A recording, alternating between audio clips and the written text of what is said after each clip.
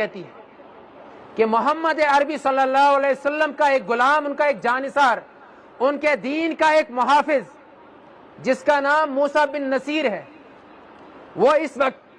افریقہ کو فتح کر رہا ہے۔ اس نے افریقہ میں عدل کا اور انصاف کا، امن و امان کا نظام قائم کیا ہے۔ اے کاش میرے ابا میری یہ فریاد آپ موسیٰ بن نصیر تک پہنچائیں۔ اس کے والد اپنی بیٹی کا وہ پیغام کسی طرح موسیٰ بن نصیر تک پہنچاتے ہیں۔ ہمارے سامنے اس وقت امت کا مستقبل بیٹھا ہے۔ اکثر بچے جو یہاں ہمارے سامنے بیٹھے ہیں، آنے والے 10 سالوں میں ان کی بھی عمریں 17 18 سال کی ہو جائیں گی۔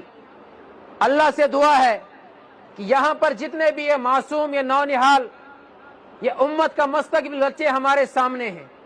یہ آنے والے 10-15 سالوں میں دین کے داعی بن جائیں، دین کے محافظ بن جائیں،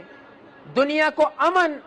اور عدل والا نظام دینے والے بن جائیں، دنیا کو دین اسلام کی طرف بنانے والے بن جائیں، پوری دنیا کے انسانوں کے لیے رحمت کا پیغام بن جائیں، رحمت کا پیکر بن جائیں۔ موسیٰ بن نصیر اپنے ایک ساتھی، اپنے ایک سپاہی طارق ابن زیاد، جس کی عمر صرف 17 سال تھی، اس کو کہتا ہے تم یہ لشکر لے کر جاؤ اور فوراً اسپین پہنچو۔ وہاں کے لوگ، خصوصاً وہاں کی عورتیں، وہ ظلم و جبر کا شکار ہیں، ان کی عزتیں محفوظ نہیں، ان کا مال محفوظ نہیں، ان کا گھر محفوظ نہیں۔ طارق ابن زیاد لشکر لے کر نکلتا ہے اسپین کی طرف۔ دوران سفر کشتی میں اس کو نیند آ جاتی ہے۔ محمد ذیشان صلی اللہ علیہ وسلم کی زیارت ان کو خواب میں ہوتی ہے، اور محمد ذیشان صلی اللہ علیہ وسلم ان کو بشارت دیتے ہیں، اے طارق ابن زیاد جلدی کرو، میں اور میرے صحابہ اسپین میں تمہارا انتظار کر رہے ہیں۔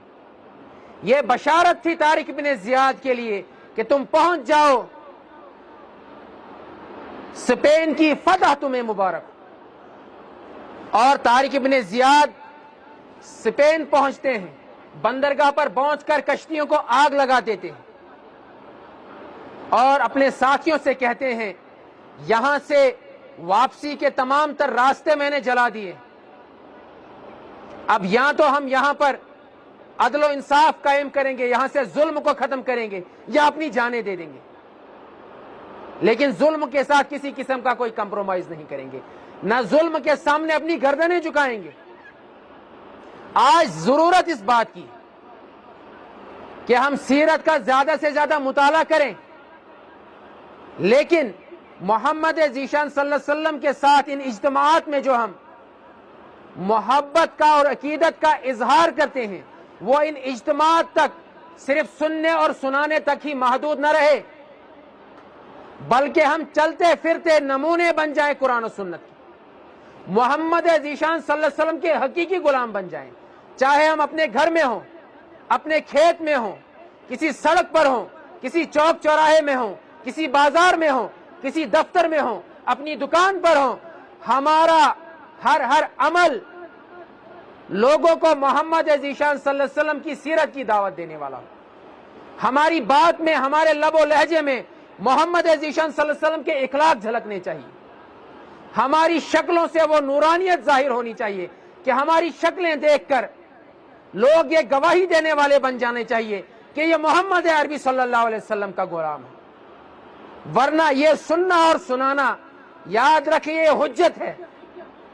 اگر ہم نے اس کو صرف سننے اور سنانے تک محدود رکھا اور عمل نہیں کیا تو قیامت میں یہی اجتماعات ہمارے لیے پکڑ کا باعث بن جائیں گے، ہمارے لیے عذاب کا باعث بن جائیں گے، اور محمد ذیشان صلی اللہ علیہ وسلم کو اس روز پھر ہم کیا منہ دکھائیں گے۔ لہذا تہیہ کریں اس بات کا کہ ہم اپنی عقل، اپنی شکل، اپنا لباس، اپنے گھروں کا ماحول، اپنے بازاروں کا ماحول، اپنے سکولوں کا ماحول ویسا ہی بنائیں گے جیسا محمد ذیشان صلی اللہ علیہ وسلم کے صحابہ نے بنایا تھا۔ ہم اپنے بچوں کی ویسی ہی تربیت کریں گے جیسی تربیت محمد ذیشان صلی اللہ علیہ وسلم صحابہ نے اپنے بچوں کی۔ ہم اپنے بچوں کو حلال کا لقمہ کھلائیں گے، ہم صدقہ اور زکوٰۃ دینے والے بنیں گے، ہم حرام کا مال لوٹنے والے نہیں بنیں گے. ہم اپنے بھائی کو اپنی زمین دینے والے بن جائیں گے, اپنے بھائی کی زمین پر قبضہ کرنے والے نہیں بنیں گے. اللہ تعالی ہمیں توفیق دے کہ یہ اجتماع ہمارے لیے ہدایت کا ذریعہ بن جائے, نصیحت کا ذریعہ بن جائے, اور آج کے یہ واعظ, آج کے یہ بیانات ہمیں حقیقی